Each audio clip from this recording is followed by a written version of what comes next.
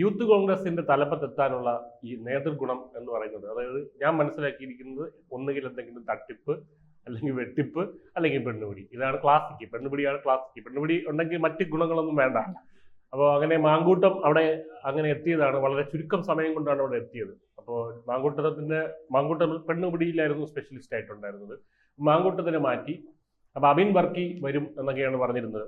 അബിൻ വർക്കി ആ തലപ്പത്ത് സ്ഥാനത്തേക്ക് വരുമെന്ന് വിചാരിച്ചു, പക്ഷെ വന്നില്ല.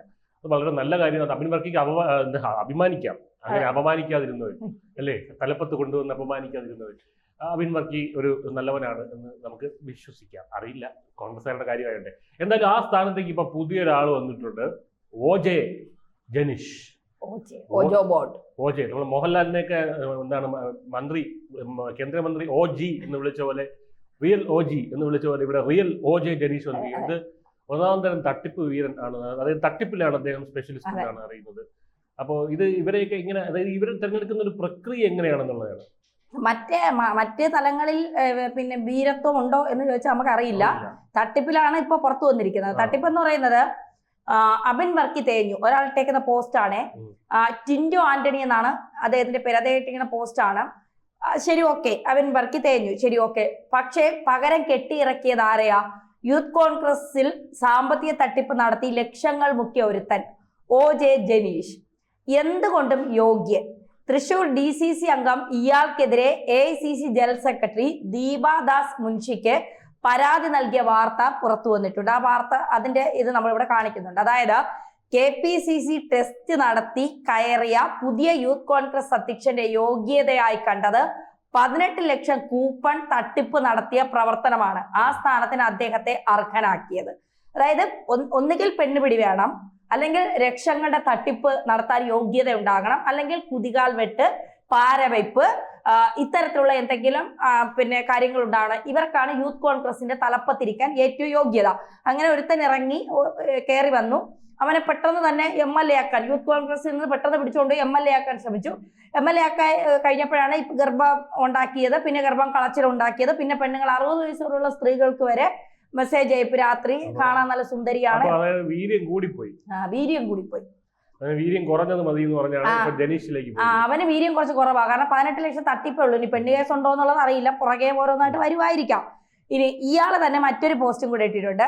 യൂത്ത് കോൺഗ്രസ് തിരഞ്ഞെടുപ്പിൽ വ്യാജ തിരിച്ചറിയൽ കാർഡ് ഇറക്കി മാങ്കൂട്ടം ആദ്യം അവനെ പറ്റിച്ചു. വ്യാജ തിരിച്ചറിയൽ കാർഡ് ഉണ്ടാക്കി. പാമ്പുകൾ തമ്മിൽ കടിക്കൂ എന്നൊക്കെ പറയുന്നത്, ഒരു പാമ്പ് മറ്റൊരു പാമ്പിനെ വിഴുങ്ങൂ എന്നൊക്കെ പറയുന്നത് ഇവർ തമ്മിൽ. അതായത് നമ്മൾ ഈ ഹമാസോളികളുടെ കാര്യം പറയുന്ന പോലെയാണ്. ഇസ്രായേൽ പിൻവാങ്ങി തമ്മിലടി തുടങ്ങി എന്ന് പറയുന്നില്ലേ. ഇവർ ആരും ഇല്ലെന്നുണ്ടെങ്കിൽ ഇവർ തമ്മിൽ തന്നെ പറ്റിക്കും.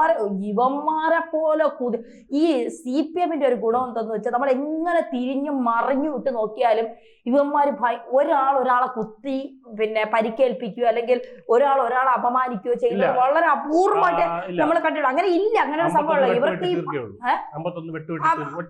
ഒറ്റ വെട്ടിലവന്മാര് തീർക്കും. വച്ചിരുന്ന പണി കൊടുക്കൂല അവന്മാര്. വേണ്ടെങ്കിൽ ഒരു ഇന്നോവ വരും, ഒരു വാള് വരും, ഒരു 5-6 കൊട്ടേഷൻ ടീം വരും, ഒരു 5 വെട്ട്. പിന്നെ അവന്മാർ ഇറക്കാനും ഒക്കെ ആള്. ഇവന്മാര് വെട്ടിക്കഴിഞ്ഞവന്മാർ ആര് പറഞ്ഞു വെട്ടാൻ? എപ്പ പറഞ്ഞു വെട്ടാൻ? നീ എന്തിനാണ് പോയി വെട്ടിയത്? അഹിംസ പുന്തുണ്ട്. നീ ആരവാ? അല്ല, നിങ്ങളല്ലേ കുറച്ചു മുമ്പേ പറഞ്ഞ പോയി വെട്ടാൻ. ഞങ്ങളോ എപ്പാ ഇങ്ങനെ ആക്കും ഇവന്മാര്. അപ്പൊ അതുകൊണ്ട് ഇവന്മാരെ വിശ്വസിക്കാൻ പറ്റൂല. അപ്പൊ ഇങ്ങനെ പറയുന്നത്, രണ്ടാമതെങ്കിലും എത്താമെന്ന മോഹത്തിന് ഇട നൽകാതെ നോട്ടയും അവനെ പറ്റിച്ചു. അതായത് 8 നിലയിൽ മറ്റേ ഇലക്ഷനും തേഞ്ഞ്. വയനാട് ഫണ്ട് തൊണ്ട തൊടാതെ ഒറ്റയ്ക്ക് വിഴുങ്ങിക്കൊണ്ട് മാങ്കൂട്ടവും കൂട്ടരും വീണ്ടും അവനെ പറ്റിച്ചു. മറ്റേ വീട് വെച്ച് കൊടുക്കാന്നും പറഞ്ഞിട്ട് അത് പറ്റിച്ചു.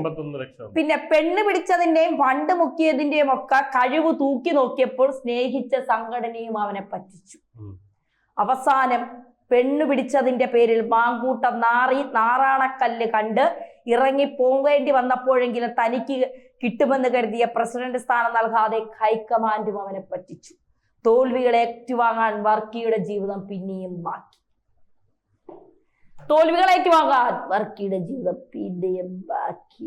ഇതാണ് ഇപ്പൊ സംഭവിച്ചത്. അബിൻ വർക്കിയുടെ നിക്കറുകറി. അതാണ് ഇപ്പോഴത്തെ ഒരു അവസ്ഥ എന്ന് പറയുന്നത്. അതായത് ഈ നമ്മൾ ആദ്യമൊക്കെ പറഞ്ഞുകൊണ്ടിരുന്നത് കോൺഗ്രസിൽ അബിൻ വർക്കി യൂത്ത് കോൺഗ്രസിന്റെ യൂത്ത് കോൺഗ്രസ് ഒന്നും പറയാനുള്ള യോഗ്യത ഉമാർക്കില്ല. സീരിയസ് ആയിട്ട് ഉമാർക്ക് അതിനുള്ള യോഗ്യത പോലും ഇല്ല.